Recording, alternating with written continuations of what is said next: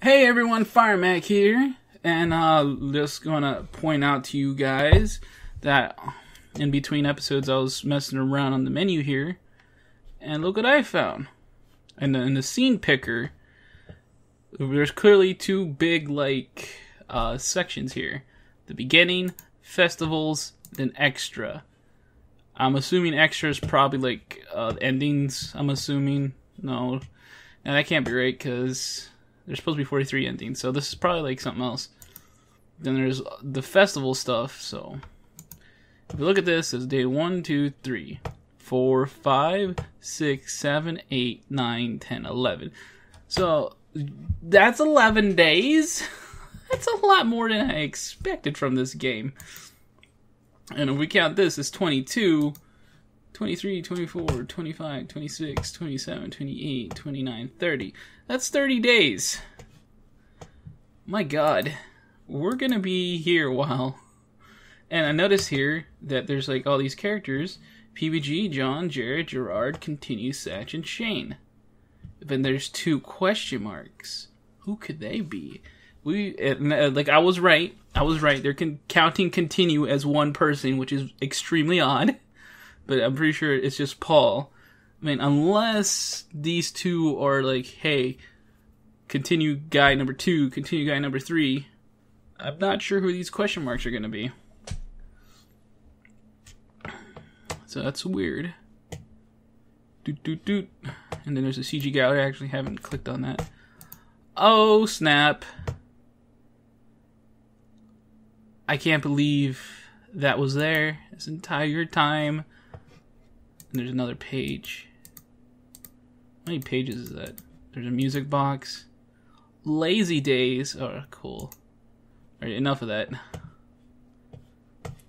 And then, yeah, let's just go back and return. And we were here where Gerard came in and was like, oh, hey, guys. And actually, let me click the journal. Tournament points. I got 5. 5 tournament points, everybody. No idea what that means. But that's awesome. Dear Diary, what happened last night? I don't know what to think what will happen. Today I'll be trying to stay positive, but I'm not sure if I'm going to read these diary entries. Seems like a little bit much. But okay, let's get out of it. Alright. Oh, hey guys. Gerard skidded around the corner, panting as if he had ran the entire way. In fact, I didn't doubt that he had. Yeah. Excuse me. I'm gonna leave that in, so I'm just gonna say sorry for the burps, everybody. I don't know what it is, but every time I start talking a lot, the burps just come. They just come out. And I'm looking over because I don't want a repeat of last time's recording, so making sure. I think I'm good. Alright, let's keep this going. I see you met Hana. She's a new friend of ours, so be nice to her, alright? What? What? Well, we have a bit anything but nice. That was my terrible attempt at a British accent. I am sorry, Caddy. Yeah, whatever.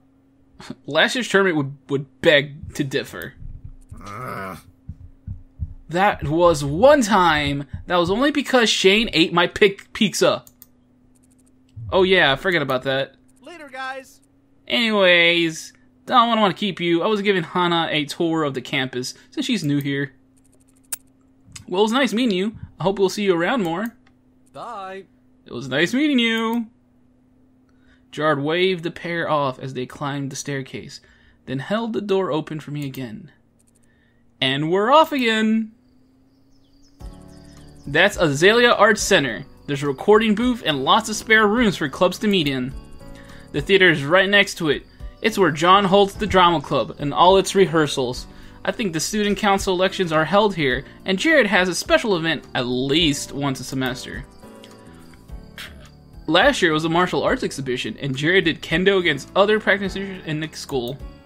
I wonder if that's a reference to him doing improv at MacFest. Anyway, he shook his head in awe. See what I mean? He's truly talented. Really, all my friends are. I think I'm really lucky to have people like that around me. Gerard. Aw, Gerard. Huh? Yeah, I'm sorry. Did you have a question? No, that's alright. Great! Over there you can see Higambana peeking out in the distance. There's a field separating us, and people like to eat there. Gerard seemed a cheerful, grateful, down-to-earth kind of person. That he is. He was really going to get out of his way to help me out and be kind to me. And didn't even seem to realize what a big deal that was. I giggled. Something told me I shouldn't point it out, despite that I was truly thankful. He took me to the places Mai did, and more, describing everything and several past events in excruciating detail, as a completionist would. I was a little much for a friendly tour, but having the names and locations of the buildings burned into my mind was a good thing. We ended the tour back in Poppy Hall after what seemed like hours of walking. Gerard was keen on finishing off the tour with the best place on the campus.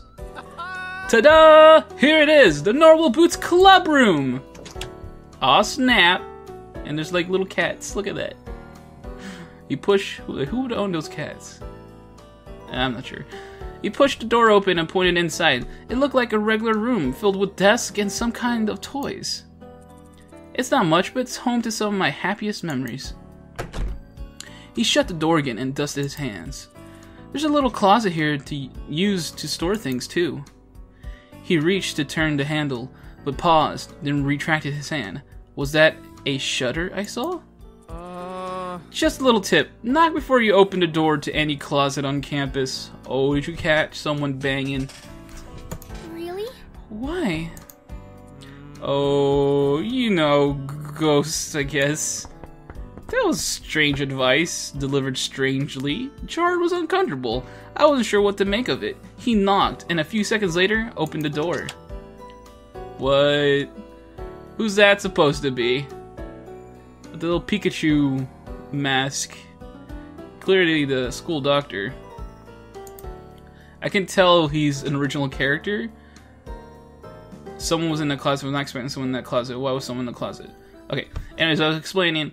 The reason I can tell that this is an original character, not a real life person, no offense to the artist or whoever drew these characters, but all the non-main characters that are not based on someone don't really have much of a detailed face going on for them. They seem very simplistic in nature. Yeah. No offense to the artist, it's just something I noticed. Okay, someone's in the closet, okay. Hey! Hey! Gerard waved to the person. Watch it be an actual real person. I'm gonna feel like an asshole. Gerard waved to the person, then closed the door, turned back to me. Who? Sorry if he scared you. What? Anyways, that's it for the tour. How was it? We're just not gonna talk about that? What the hell? He beamed. I hesitated, but seeing his eye twitch slightly, thought better than to bring it back up. It was awesome. Thank you so much. I learned a lot. But the school and about you and your friends really made me feel included. No problem. Not at all. I like helping out. I wish I had someone to show me around when I first got here. Huh. You have no idea how long it took me to find all the secret tunnels and make a complete map of campus. Secret tunnels? Yeah, she had my question. Yep. Oh, absolutely. Yeah, oh man, I've got to show you. Gerard glanced at the clock hanging on the wall and winced. Oh. Darn, I gotta get going. I have homework to do, but if you ever need more help, I'm here for you. I just got out a notebook. He got a notebook and scribbled something down. Then he ripped it out and gave it to me. Here. My phone number, door number, address, parents' phone number, email, spacebook, and blipper information. Don't hesitate to ask me anything. Jesus, Gerard. Taking this completionist thing to an extreme here. See you later. I'll see you later, Hana. It was really great spending time with you. And just like that, he was gone. I put the paper in my bag, chuckling softly to myself, then paused.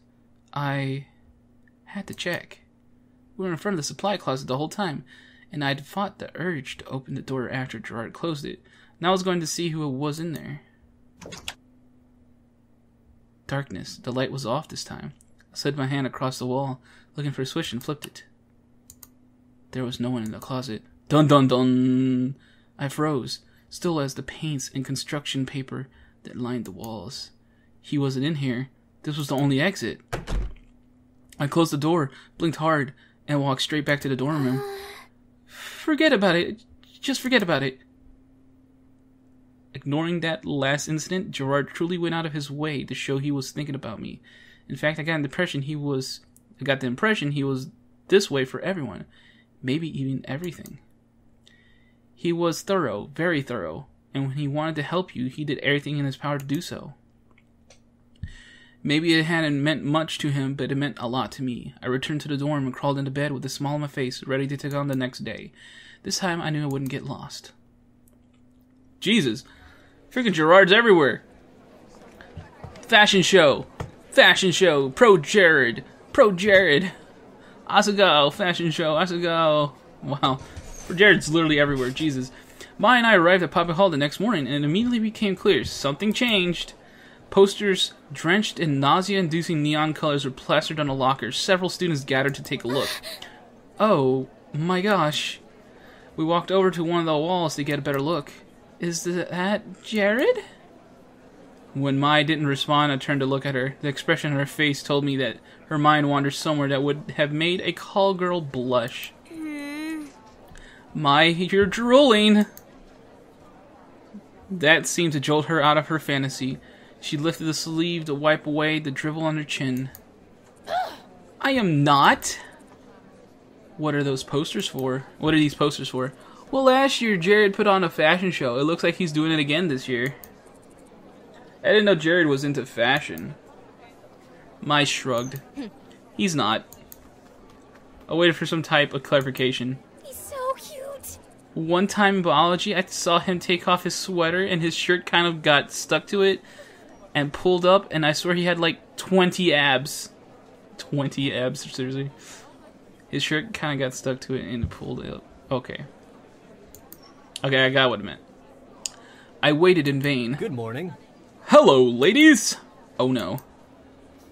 Mai and I whipped around. There stood Jared in all his glittering, magnificent glory. Mai's face turned to a blushing pink. The most beautiful guy in school. I see you're admiring my totally sweet posters. Yeah. They're really something, Jared. I like your abs! With sudden soul-crushing realization of what she said, her expression twisted into a mixture of horror and disgust. Jared was unfazed. Hana? Thanks. But Hana, it was actually you I wanted to speak to. Why would he want to speak? Talk to me! Oh, yeah, okay, what's up? Jared looked expectantly at Mai. She didn't move. Realizing she was in trouble, I nudged her with my elbows as subtly as I could. Hey. Mai, would you go get me some soda? I'm really thirsty. Without a word, Mai scuttled away. Jared turned back to me, a cool glint in his eye. He seemed used to the effect he had on women. Well, I wanted to talk to you about the fashion show, actually. You are new here and all, so you probably don't know, but every year I like to put on a little fashion show to showcase my modeling skills. What? Wait, what? You know, just to make sure people don't forget what I'm capable of. He reached into his pocket, pulled out a stack of glossy photos, and thrust them into my hands. I stared down at them in awe.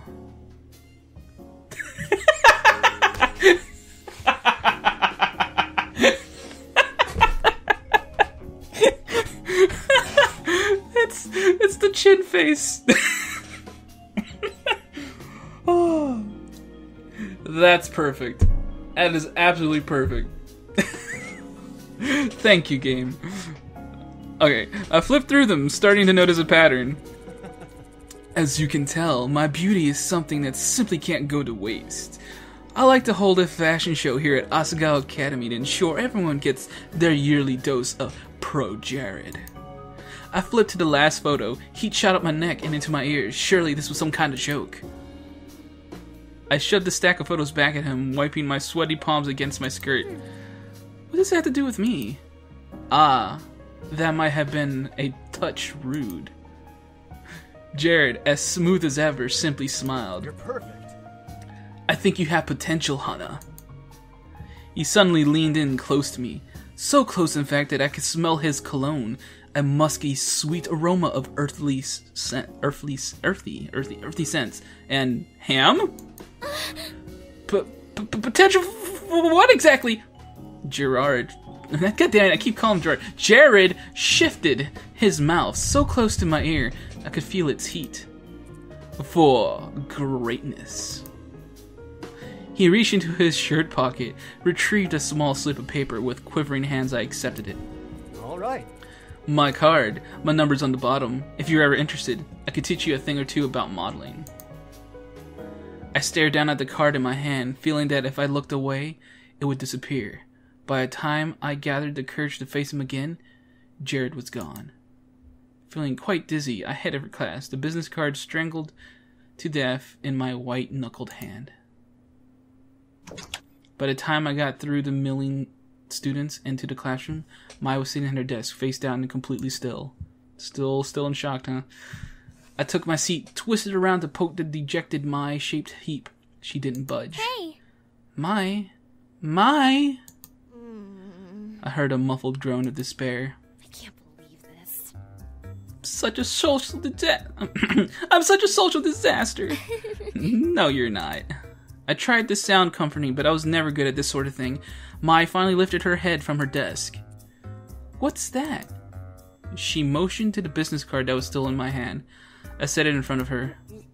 Maya praised it for a long minute with a blank face, as if I set a rare artifact in front of her that she didn't actually believe was real. Then her eyebrows pulled together.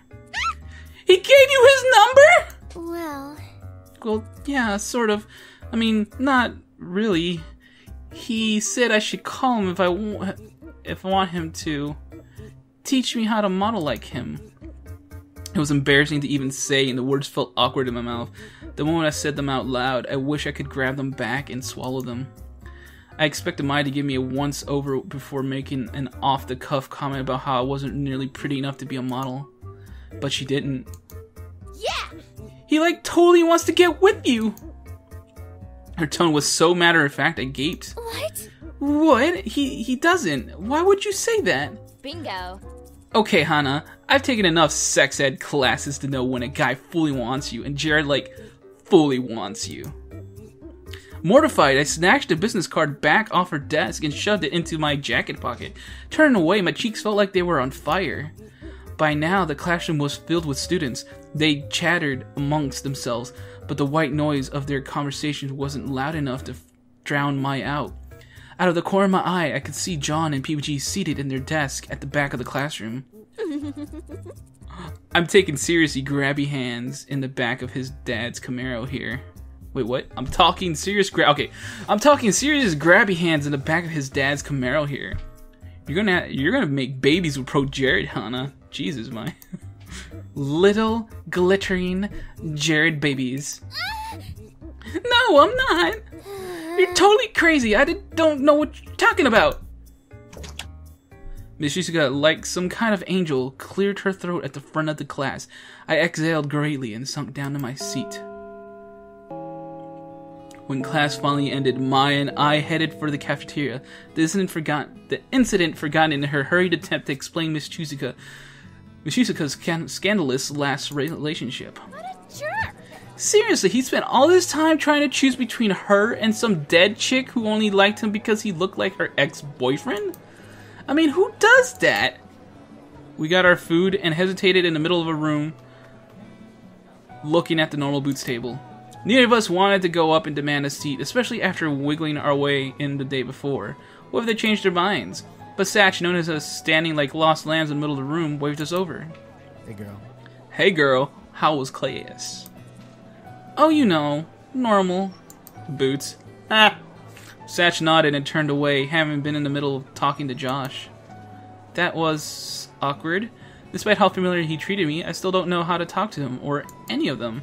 I looked across the table and locked eyes with PBG, who stared at me like I was a baby German shepherd. You. All right. Cookies! What? What? Oh, sick. You brought us cookies! You're the best, Gerard! Paul sprang up out of his chair and practically tackled Gerard. Whoa, calm down. There's more than enough cookies to go around. Gerard started passing the cookies around the table, but paused. You're back again? He looked at Mai and me. I tried to ignore the disappointment on his face. Well, Here. He handed us each a cookie, then headed back to the back across the cafeteria. I stared at the small chocolate chips melting in the warm cookie. He did not want us here, but he was so nice yesterday. I'm pretty sure it's because he probably didn't have enough cookies. He didn't even want to eat the cookie. I didn't even want to eat the cookie, not if he was going to be as two-faced as that. Uh-oh, short boy. Hey! Watch where you're walking next time! A sheepish Gerard stood next to a short, skinny boy who was holding his tray above his head. I'm sorry. I'll be more careful. Oh, you're from Normal Boots. Wait, you're the guy who plays with itty bitty kitties, aren't you? Oh, the kitties. The cats on the table are Gerard's. Okay. The boy sneered. How the hell did you manage to get in with a group like that? huh? They're my friends. Playing with those stupid dolls? You're an embarrassment. The kid's friends were hitting his shoulders, looking from Gerard to our table with panicked eyes. I like what I like. I think they're fun. Whatever. The kid was led off by his friends. Gerard came back and sat down at the table. That was weird. Gerard sat down and began happily munching on his cookie, looking for all the world like he didn't even care about what just happened. I scanned the cafeteria for the boy who heckled him and found him sitting alone at a table, head in his hands. His friends left him behind. Ouch. Harsh. What was that about? Oh, that? I used to get it all the time. I collect itty bitty kitty figurines. You know, that kid show with the 5 kittens who live in Kitten Town? I'm not sure what that's a parody of. They were originally supposed to have magic powers, but whatever. I collect their figurines. They're so cute. Sailor Moon, maybe? I don't know. I've almost got them all. I'm only missing Princess Pumpernickel. She's the rarest. Why was that guy making fun of you? Doesn't it bother you? I was afraid of bringing up bad feelings, but Gerard just shook his head. It looks kind of weird, right? A teenage boy collecting toys meant for little girls. It's like he's shrugging off commenters in YouTube. But I like them, so I don't let it bother me. Sorry, I didn't bring enough cookies the first time, Hana. I forgot that you were joining us again, but I'm glad you're here.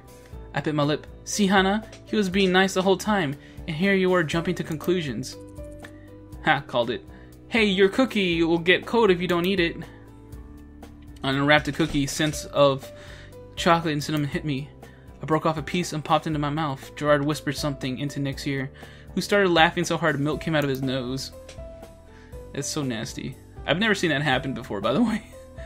Was he really okay with people making fun of him? I couldn't believe it. I didn't believe it. At my old school, people made fun of me every day. It was hell. There was no way he could just brush it off like that, not even when I tried so hard to do the same. But as I finished the cookie and started on my ramen, and Gerard... But as I finished the cookie and started on my ramen, and Gerard continued to laugh with the rest of the Normal Boots, I wondered whether it was impossible as I always thought. Okay, the sentence just sounded a little weird. I just had to keep reading it. Because, and there. The and there. Okay, anyway. Hana, can you pass me some pepper? I got it here, Jared!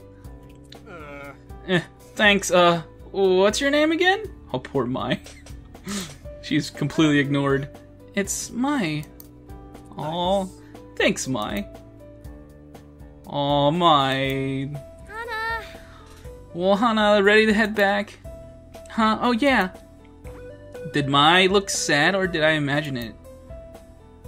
We threw our trays on the racks and headed out of the cafeteria. As we waved to Normal Boots and Gerard cheerily waved back, a sudden pang hit my stomach. Was it guilt? Yeah, you feel like you took all the thunder away from Mai, and Pro Jared wants nothing to do with her now.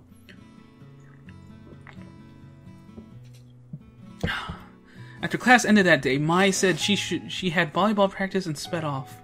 Yeah, she don't want to talk to me right now. She's that bothered. Thankfully, this time I knew where I was going, so I headed straight back and collapsed on my bed. It was nice to have some time to myself after everything that happened. I felt like I was going crazy. I could use some relaxation. I didn't even have a computer or a TV, and the book Satch gave me was really good, but sometimes I got a bit hard to read. So I took out my phone and started flipping through the app store. Nothing really looked good. Wait, what was this? I sat up. Dumbidoom's Revenge. I know it's either from Did I say Pro Gerard at some point? Pro Gerard the Finishist. Anyway, it's either from Pro Gerard or PBG. That name, Dumbidoom. I know I heard that somewhere. Dumbidoom's Revenge. Face off against 3 other players as you catch monsters, raise them, and use their unique skills to aid you on your puzzle-solving quest. Only you can save Metaworld from its ignorant king and utter destruction. Now, with single-player campaign, raise crops to feed your monsters. If you're lucky, they'll transform into cute girls. What? Yeah, at first I was like, okay, it's kind of like Pokemon with Monster Hunter, but now cute girls? I'm not sure what game that's drawing from, or maybe it's just making crap up. What the hell? It looks so stupid, but it couldn't hurt to give it a try. I downloaded and started up the game. Welcome to Dumbidoom's Revenge! Oh, we got a little game music going on. Oh. I skipped the intro sequence and quickly hit single player. Loading! The load times were terrible. Suddenly, a cartoonish hilly valley met my eyes, panning over to a white castle nestled to a cliff. A lazy king lay asleep on a throne when a squat silver soldier ran into the room. King Dumbidoom, quickly, we're under attack! Oh, just send the first battalion off, please, I'm rather tired. The knight left, and the screen faded to a world map showing a horde of black blobs on the right side of the screen. A small group of knights ran up against the blobs and were instantly devoured. One of the black blobs spit out a helmet with a skull inside. What the hell is this game? Things continued in this way, with the king sending off his battalions haphazardly until no one was left. Then the king awoke in his chair, turned to the screen. You! Me? Only you can save my kingdom, please! Don't think I can save your kingdom, you're the one menacing it. How dare you! What the hell? Could this thing hear me? You are no longer my advisor. Go back to your home village and let me deal with this myself. A tiny sprite with brown hair flew across the world map, bouncing into a bunch of red houses. I guess my only choice is to raise an army of monsters myself, overthrow the king, and then raise an army to fight the oncoming bloobity blobs. The bloobity bloobs. The bloobity bloobs. The bloopity bloobs. That sounds like something. That sounds like something John Trump would say. How the hell did you come to that conclusion? Finally, I was allowed to play the actual game. A dozen multicolored blocks appeared on the screen. The monsters I was initially given could only hit their corresponding colors. I couldn't activate any traps. Supposedly more monsters could eventually learn how to set traps, and you could do certain combos to hinder the opposing team. If you had an attractive girl on your team, you could use an ability to double the rate of your opponent's blocks, and have their clock time. There's a lot of information for a game we're not actually going to play here, what the heck. But it had a drawback for you too, and could be used as an asset by the opponent. Not to mention that certain color combinations between girls and monsters activate unique secret abilities, and you could also evolve your monsters to feed them things. How the heck am I supposed to remember all of this? I failed the first few times, but quickly got the hang of it. It was about being adaptable and maintaining a flexible strategy, after all. My eyes started to hurt, and I looked at the time. 8 o'clock? It's been 4 hours! I had reading to do! I grabbed my textbook, flipped my radio, and began to read. There have been many tales when the moon has fallen on other planets, the most popular of these being myth of Termina.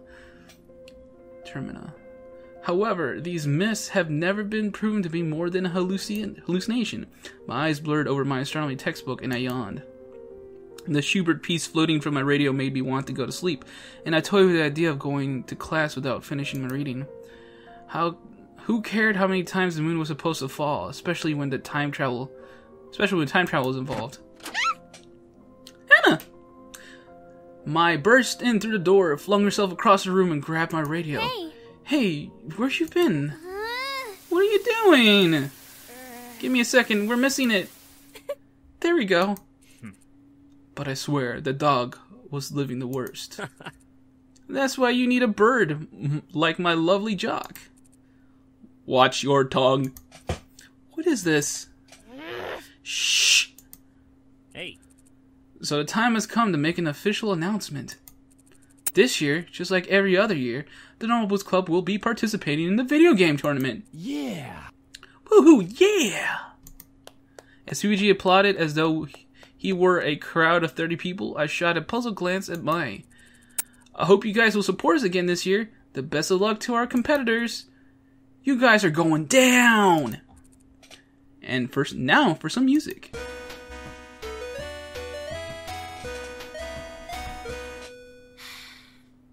Mai turned down the radio inside. Okay, what did you want? What was that? PB&J. It's PBG and John's radio show. That's just like the Let's Play that PB and Jeff just started. Well, it's been a while now. Okay, whatever. But that's funny. They have a radio show? What do they do on it? Oh, you know, they talk and stuff and play music sometimes. Everyone's in school listens to it. I'm so glad you brought your radio. I forgot mine at home. And a video game tournament? Yeah, didn't you hear them talking about it the other day? No. Come to think of it, I hadn't paid much attention to their conversations. I was too busy worrying about myself. And that burp I just did just made me realize I got into the episode. We'll find out what's the deal with the video game tournament, guys. And when the heck are we gonna finally choose a boy to date? Because this is getting a little ridiculous. Alright, because this is the longest intro sequence I've ever experienced, honestly. But I guess that's how these games are. Alright, this is Firemac saying bye-bye, see you next time.